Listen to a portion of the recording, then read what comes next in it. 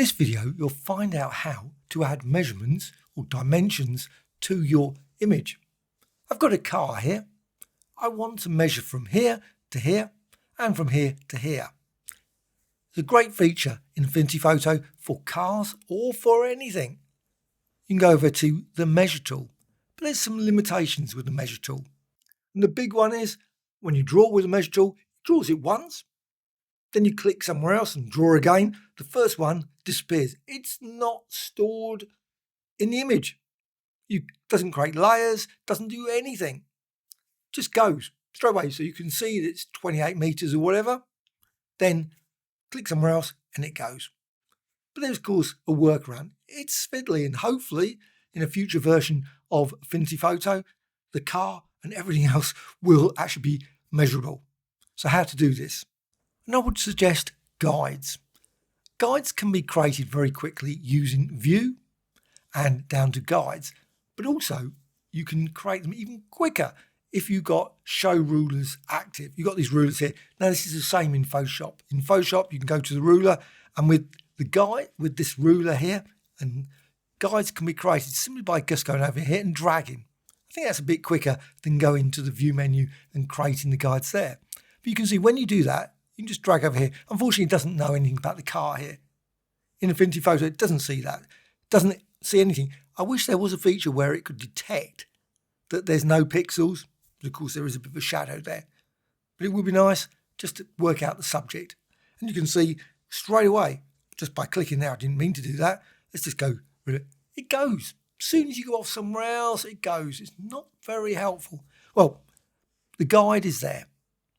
Well, you can create another one as well. With the ruler still there, you can drag over, and you can see now I can add that over the other side again. It's one of those, you have to do it by just aligning it. You might have to move it backwards and forwards. You can just simply go over it, and you will see as you do that, cursor will change, and you will be able to drag it.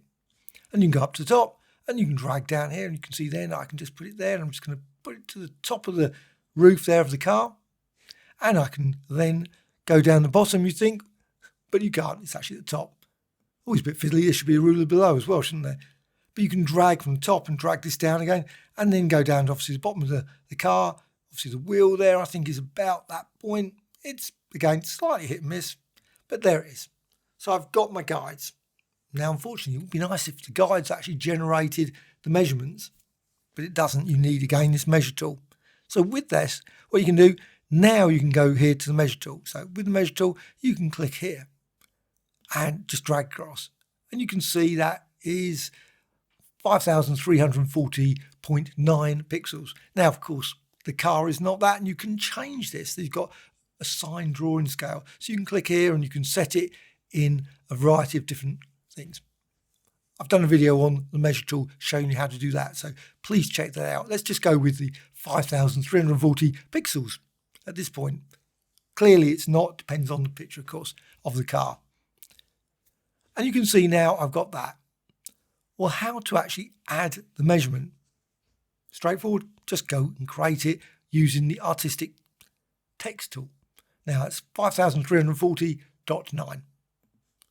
Unfortunately, it goes straight away. So 5,340.9. And there you can see now I've added that very quickly. Before I forget, that would be right. Well, once you've got that, you can then do, of course, the same. And you can go to the measure tool again, and you can click here and go down there, and you can see now it's 2,492. 2,493. So 2,493. So let's just click there again, 2,493. And you can see then I can create. Now, of course, you can create different fonts. You don't have to go with it. I'm going with Arial in this case. Doesn't have to be that. And of course, preferably, it's going to be that way or that way. Everyone will have preferences. And of course, the size, you might decide, well, let's just go for the same consistency. So say 30 points, and in this case, 30 points as well. It's always good to be consistent. I think it'll look weird if you have big, small. What you can then do is you can go up here and you've got the pen tool. So the pen tool, you can click here and click over here, hold down the shift, and then you've got that. And you can see I've got arrows added to that. And also set it to something like 13 points or whatever you want. It might be a bit smaller because it looks a bit odd, maybe 4.5. So 4.5, and you can set the arrows here, curved in this case, or barbed, whatever you want to go with. I'm just going to go with this. And you can also set the scale with object. I'm going to turn that off. I don't particularly need it in this case. What I'm going to do, because I'm not scaling the object, I guess you could later scale it, but then you'd have to do the measurements again. And you can see now I've got this line across here. And I can do the same again. So click here, and you can see the problem.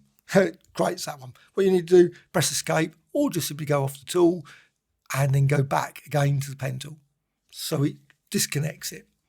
And then you can click here and click down here. And again, hold down shift, so it draws it straight line. And you can see because of the guide, it highlights it. So you know you've got it exactly right.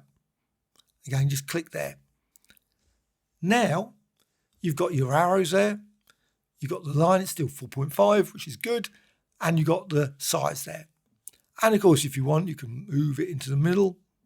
Could probably do some alignment, all those things. You can simply do that if you want it exactly in the middle. I mean, it doesn't have to be in the middle, does it? You could put it up here just so, it depends what you work on. 30 point, 30 point. It's weird how that looks actually slightly bigger on the other one way around to the other.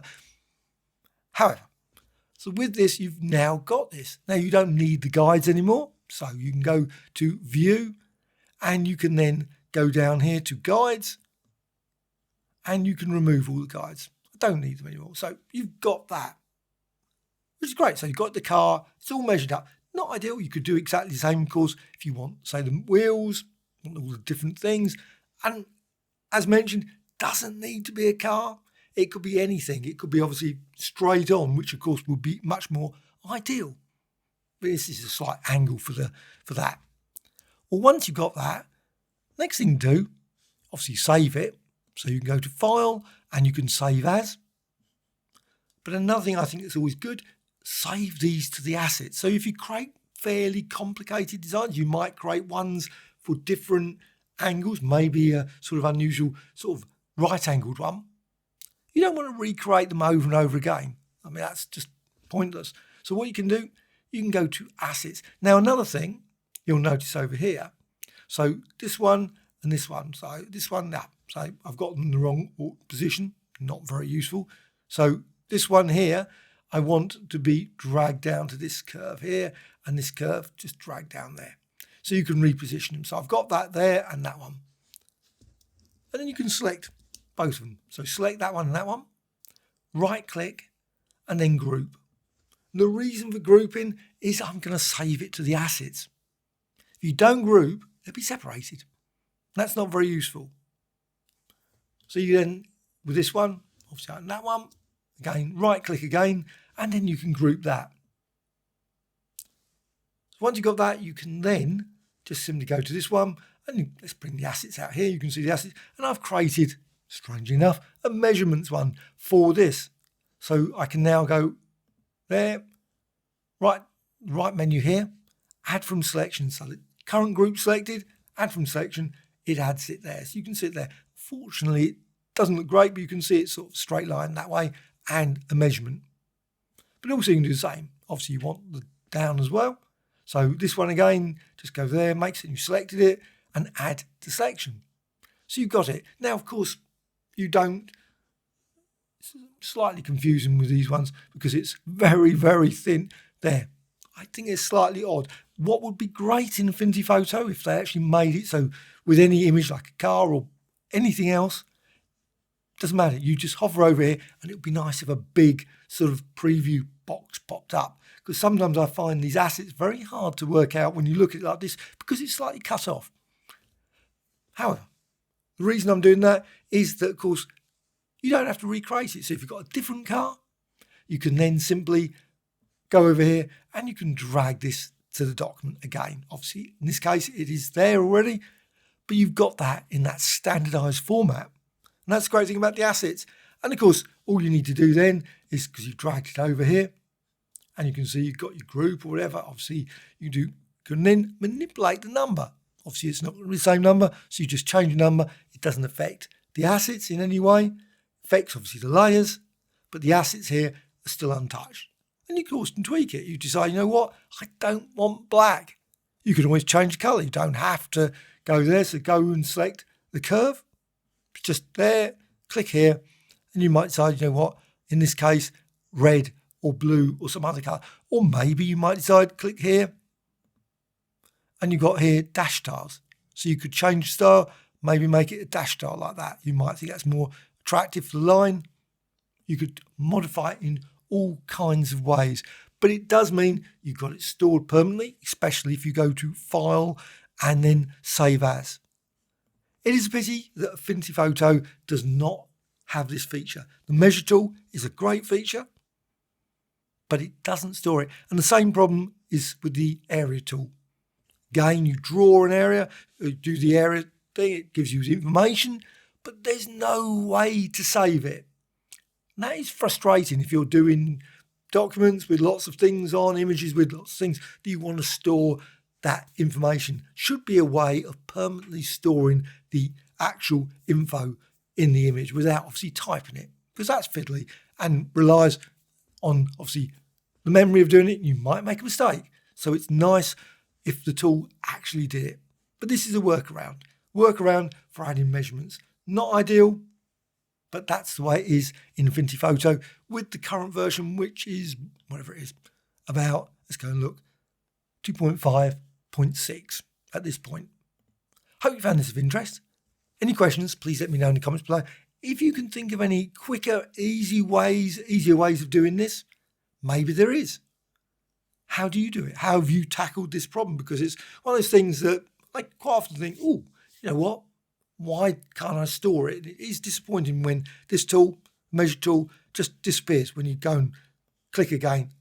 It's great, but it's not so useful when it just disappears. And I think that would be a great update if they actually fix this.